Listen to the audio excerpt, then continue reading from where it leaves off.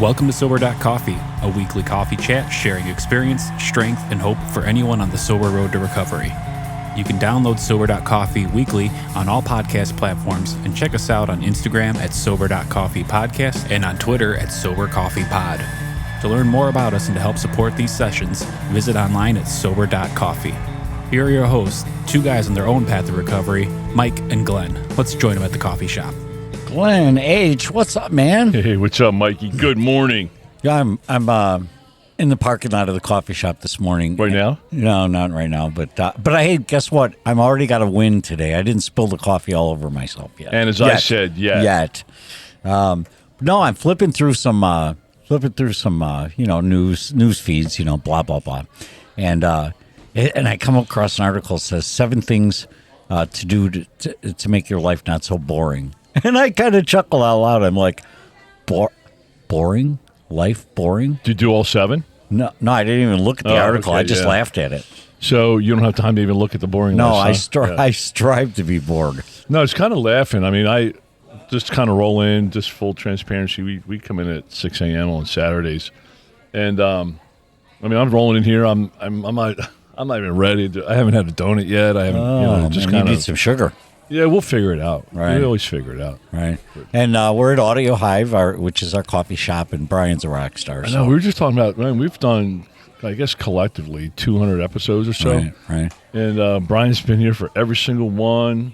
No screw-ups, no lates. We have not missed a single week. Actually, I sound, my true voice is really much like Pee Wee Herman. But so he's been able to clean that up. Right. Yeah, R.I.P. Pee Wee. R.I.P. R.I.P. So what's up today, Glenn? Not much, man. Just checking in. Always love checking in at the Sober Coffee Shop. Yeah. You know, life is rolling strong, but sobriety. Are you bored? No. Okay. No, I have zero boredom in life. And frankly, that's one of my secrets to, it's one of my tools. Keep moving? Yeah, keep moving. Even if it's picking weeds, man, I'm doing something. Can I give you my home address? Literally.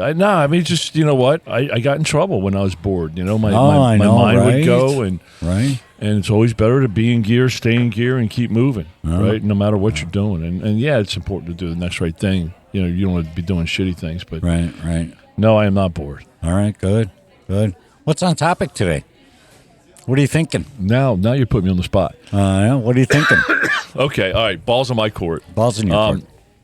Okay, so, as we've talked about throughout various episodes, we've talked about, in fact, we've even said this before, talked about boiling the frog. Oh, yeah, right. Right? So what I'd like to do is, I came up with a couple maybe mini titles, Boiling the Frog. One is anti-surrender, right? Mm-hmm. So something we've talked about, success in at least getting on the sober path is surrender. Mm-hmm. It's not my way anymore. Mm-hmm. As soon as I said that, you're like Frank Sinatra, my way. Oh, I know, right? And right, but so many times, in my story, I'm like, I've got this, and I can figure this out, and I'm good at figuring a lot of stuff out. Why can't I figure this out? It'll be different this time, And still in meetings, I got over 8 years sobriety, and still in meetings, I sit there and say, I hear somebody talk about coke, doing cocaine and drinking, and I'm like, oh man, that's the solution. That's what I missed. If I had that is what I didn't figure out. Yeah. And that's just my brain. Can I just be a spoiler alert? Yeah, I know it didn't help. It doesn't work. No, it doesn't work. That's not the solution. Right. But all you got is a wide awake drunk. I know. Totally sorry for the frog in my throat. Speaking about the frog. But for me, and one of the most defining, and we've talked about this 100 times. One of the most defining points for me was my point of surrender in September of 2014. And what that looked like was, I looked at my counselor and I said, I will do anything you tell me to do. I just cannot take another drink. So maybe that was steps 1 and 2 right there in the moment, I reached out and my counselor was my higher power. But right. And so we've painted that picture, right? But what I'd like to do is just kind of walk through and chat through a story. We're not going to mention anybody's names, but a story of what surrender and struggle looks like when you don't surrender, anti-surrender. And I think what came to mind quickly was the boiling the frog, right? If you stick a frog in boiling water, he jumps out immediately, right? But if you put him in warm water and turn it up a degree at a time and get it hotter and hotter and hotter, he adjusts to that level of heat every time until the point he's boiled.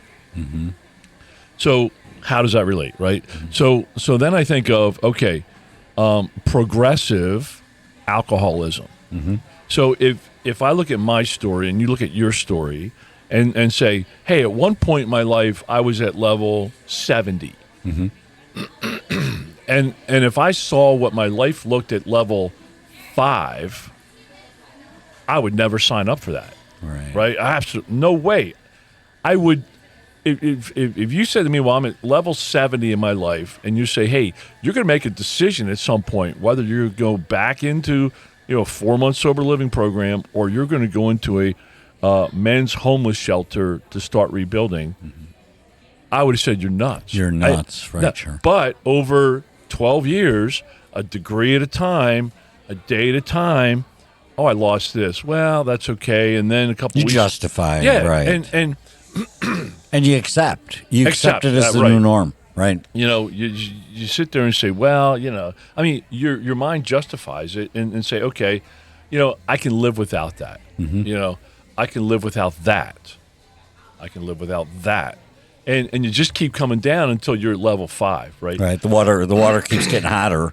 You know, for me, just to catch up with you, I happened a few seasons after your springtime epiphany and your springtime surrender, but shortly thereafter, I surrendered, and it was a moment of clarity when I surrendered. So not a lightning bolt, but just a moment of clarity where I said, I need help, right? And we've talked about that before. And I love that. Right? And I knew it, I felt it, I meant it.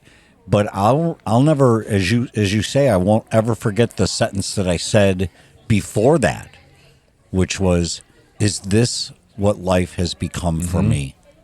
And you're right. I had accepted the water at a very high temperature, and I needed to turn the oven off.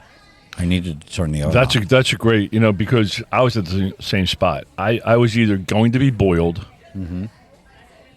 I mean, because I was right there. I was either going to be boiled or I had to get out of the pot. Right. So what I thought we'd do is just walk through a story. I mean, I think it's good to look at, right? Components of a story that, is just an example of not surrendering. Right.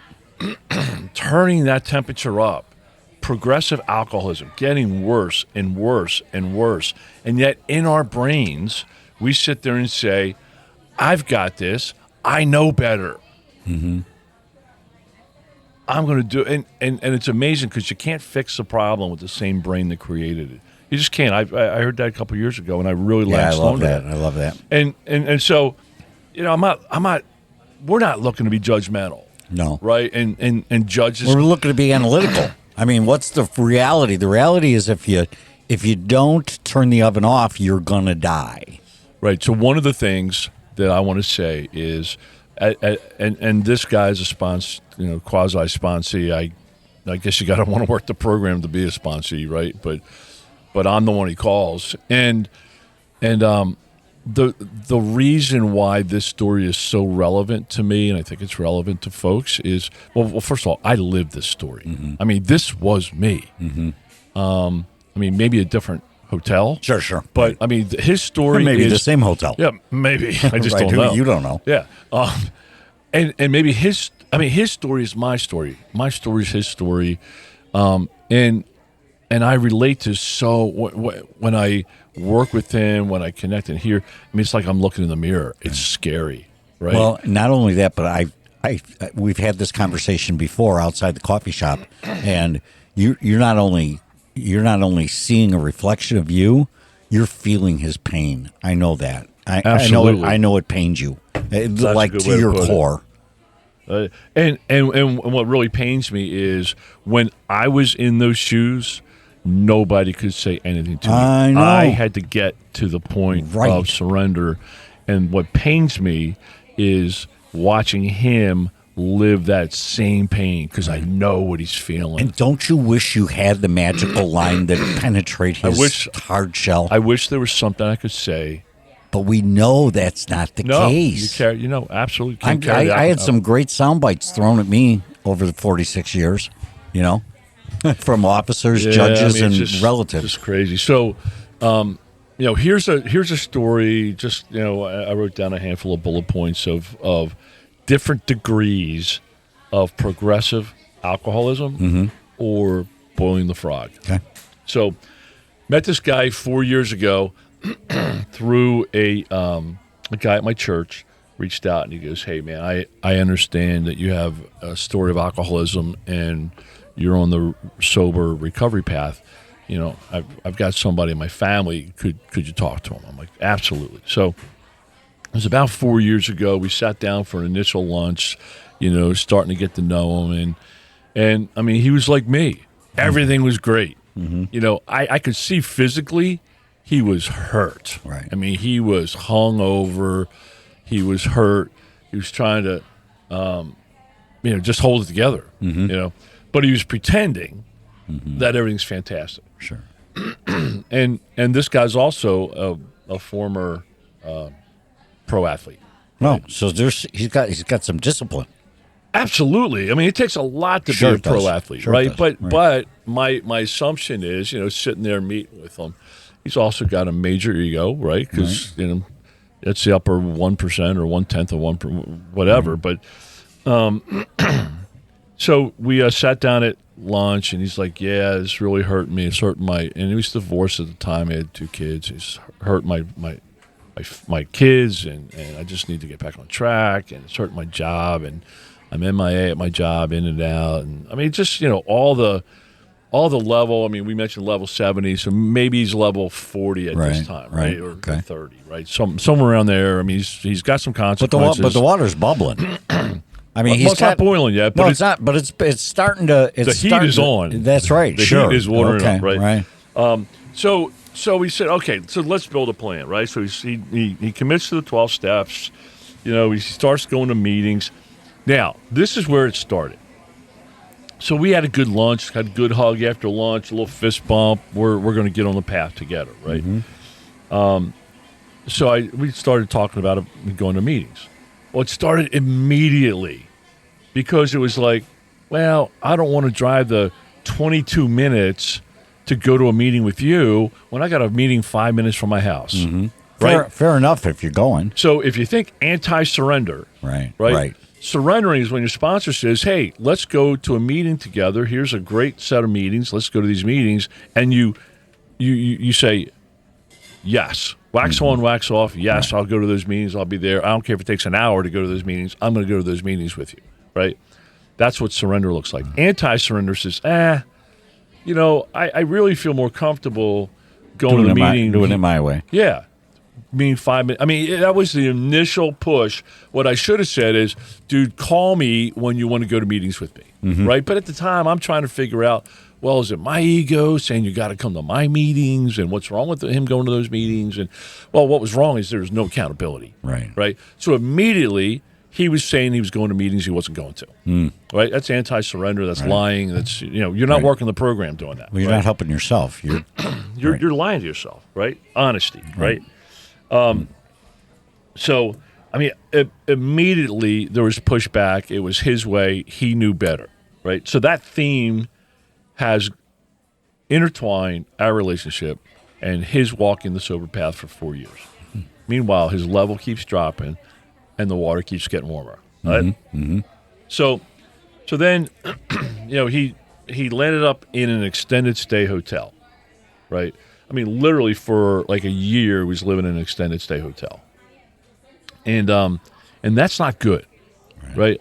That's not good. I mean, You go back and you lay in a little dingy. Let me say, it's a flop house for somebody who's got some expendable cash.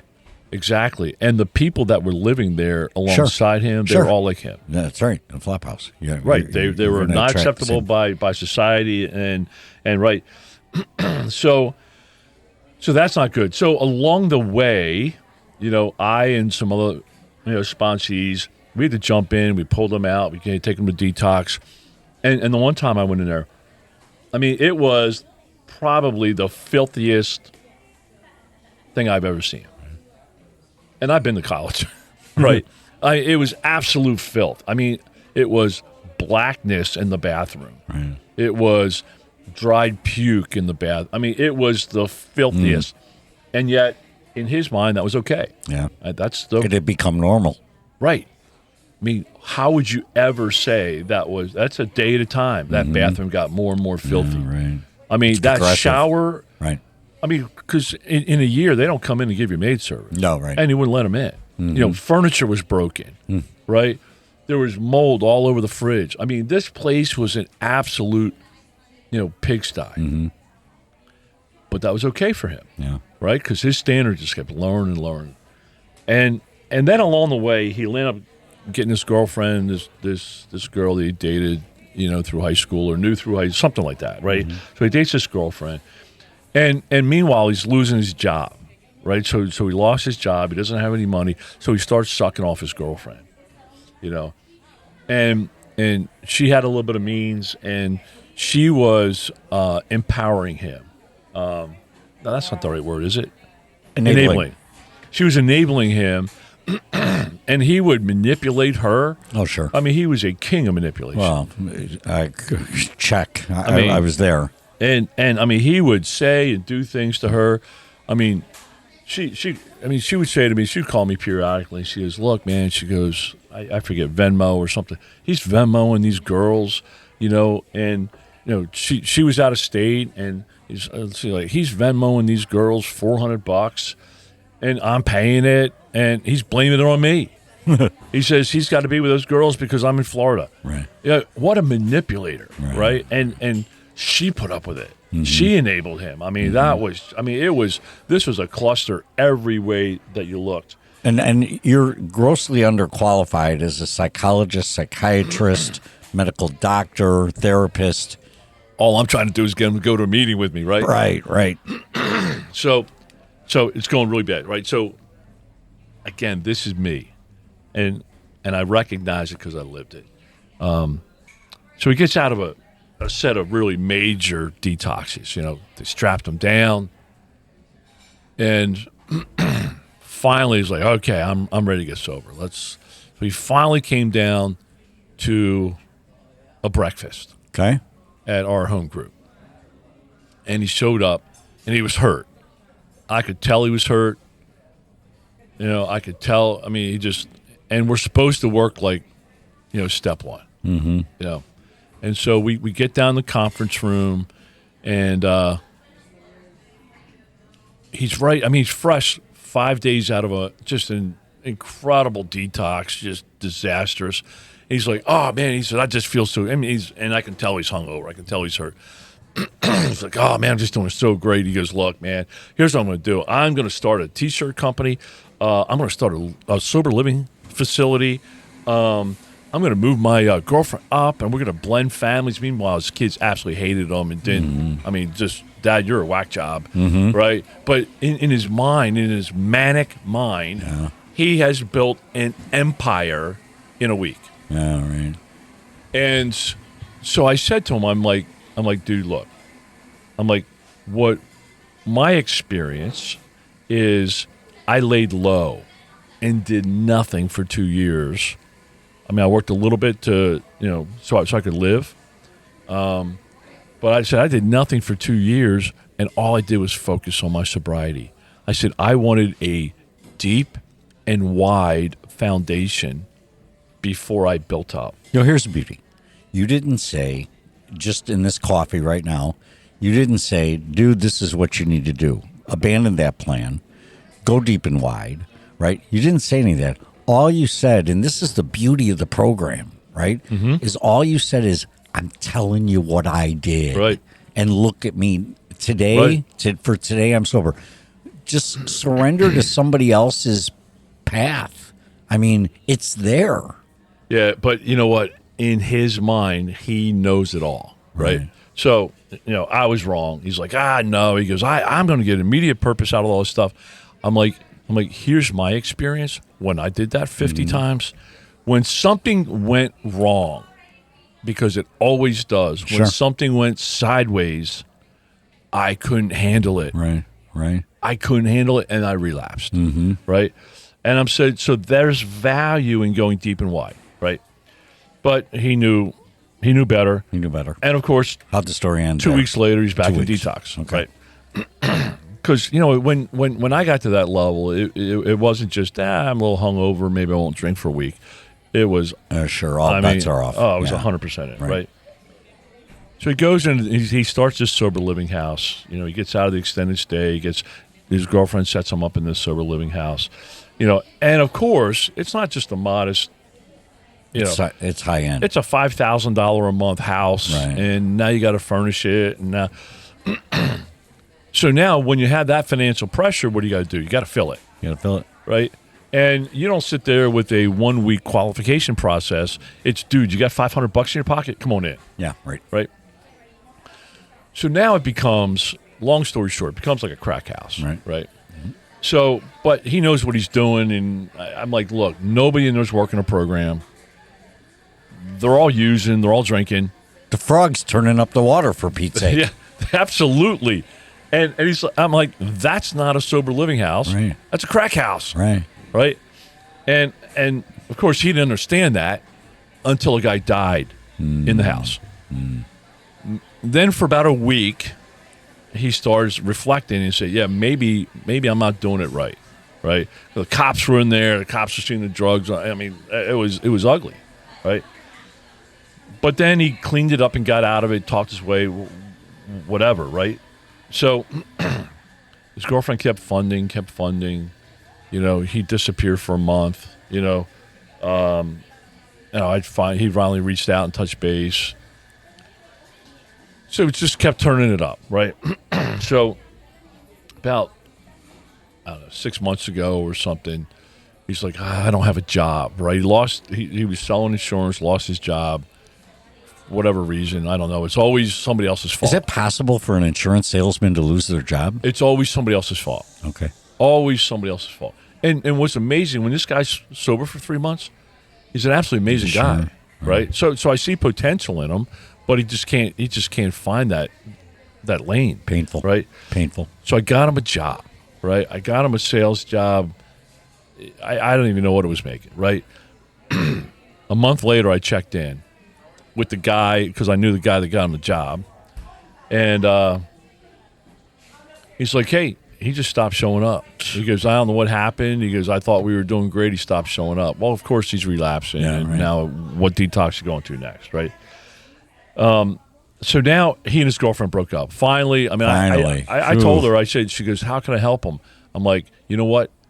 Let him alone for a year. Get him a year of sobriety and then connect back with him, right? And then check in with him. Sure. I said, because you are killing him. You providing him money. He doesn't have to work. All he does is lay around and drink and do coke and whatever. I said, you're enabling him. Right. You're causing that problem. Right. I mean, and maybe I shouldn't have said that, but that's a fact in my mind, so I said it. Right. So they finally broke up, right? So now he can't afford the crack house, so now he's back in extended stay. Oh, brother. Right? Right back, circle right back around. Right back around. So now I got people calling me. I got his ex-wife calling me. He's really in bad shape. And I'm really waiting for a death phone call. Right. I really am. That's how bad it is. That's how bad he gets. That's how bad I got, right? Mm-hmm. So I'm looking in the mirror, right? So now, I get a call from one of his family members. He said, we are paying, thousands and thousands of dollars to keep his phone on, to keep him living an extended stay. And we are, just putting out money. So I gave them, Glenn, what do you think? I'm like, I gave them the same story I gave the girlfriend. So they're like, well, if we don't do that, then he's going to be homeless. I said, well, he can either be homeless, which I think he got his car repossessed, so I might It's a bridge scenario. So he's either homeless, or I said, hey, here's the website for a really good homeless shelter, men's shelter. They take you from ground zero and work. They have all the resources to work you back up. Mm-hmm. That's where I was going. Right. Still in business, still thriving, still helping men, right? So that's the fork in the road. Very similar to my fork in the road, right? You take it? So I don't know. Okay. So from what I understood a week ago or so, he was going to be on the street, right? More of the same, more of the same, more of the same. And so, along the way, he lost another job, right? And he lost another job because he lied. And I remember having a pretty intense conversation with him. I'm like, dude, look, if you work this program, you learn to live a better way, which includes honesty. I said, if you hadn't lied to that employer, he lost the other job because he lied about his COVID vaccine, And I'm like, dude, if you don't lie, you don't lose jobs, right? And now he lied again. And he's like, well, everybody says that. Everybody does that. I'm like it's lying. Yeah, right. Right? And I remember very contentious phone call. He was telling me how stupid I am because I tell the truth. Mm-hmm. I'm like, okay. So I literally looked at him. I'm like, look, you continue to live your path. How's it working for you? Mm-hmm. I'm like, are you getting the results? Are you proud of the results you're getting from doing it your way? And that sentence probably didn't penetrate the show. No, it did. It did. There was silence, and he goes, yeah, he goes, you're right. You have a point, right? Because, it's an absolute shit show, right? So, sorry I don't have an ending to the story. I was really up through all that. I was hoping for a happy ending, and maybe there will be a happy ending. Maybe because you didn't think there was a happy ending for you when you were in your 12th detox or your 7th rehab. As of today, we're getting more of the same. Here's the secret to a happy ending. Talk to me. Surrender. Right. And what I learned, again, I'm looking in the mirror when I look at him, what I learned is consequences drive surrender. Because if you keep turning up the heat, right, at some point you're either going to die or you're going to say, you know what, I've had enough of my own bullshit. Right. I'll do it your way. And it's not Glenn's way. It's not Glenn's way. It's the 12-step way. Right. It's surrendering and getting to the 12-step way. So I had him on the phone about a week ago, and he said he was surrendering. He goes, I'm going to call this person. I'm going to call this person. I'm going to get in sober living. I'm going to get in detox for 7 days. He's got the heats on, literally. And then he's got to move. And then he hasn't made a single phone call. So it's sad. I don't know where he's at. I don't know if he's homeless. I don't know what's going on. Right. But he's trying to survive, and if you get on the sober path, there's a way to thrive. Yeah. Absolutely. Yeah. And it's not boring. And it's, you're right. I love that word. It's a way to thrive instead of just hanging on to survive. So that's kind of a look at surrender and anti-surrender, kind of both sides of that, equation. But you sit here 8 years sober because you surrendered to somebody else's plan or guidance. You surrendered to other people's plural guidance. Your counselor, your sponsor, other guys in the program, your church. Your church relationship to your higher power. Surrender is at your very core. And all I can say is looking at the two scenarios, yours is working, right? Because you buy into the concept and the action of surrender on a daily basis. This I know about you. Yeah, he looks at me and tells me I don't know what I'm talking about. And I'm like, dude, I'm the one that's rebuilt my life and has 8 years sober, right. and I'm going to bed happy at night and peaceful. I don't know, man. It's just it's a heartbreaker. It's an ugly look. Yeah, it's a heartbreaker. It really I'm glad is. we did it. It's kind of like that Scared Straight movie back from the 70s. You got to Boiling Frog. Boiling Frog. That's the reality. Glenn, this has been good, man. And if you aren't on the path forward, you're on the path backwards. I mean, that's how I lived. Get out of the pot. Get out of the pot, man. Get out of the pot. I mean, you can stick around there or get it hotter, cooler, whatever you want. Just get out of the freaking pot. That's awesome. All right, man. Love you. Love you, man. All right, thanks. Take care, brother. Thanks for joining us for today's coffee chat. To contact the show, email us at podcast@Sober.Coffee. If you need immediate help, the AA hotline is 800-839-1686. The National Suicide Prevention Hotline is 800-273-8255. Remember, Mike and Glenn are sharing their own journey on the path to recovery. Any suggestions, medical or otherwise, are their own experiences and should not be viewed as professional advice. See you next week, and remember, there is a solution.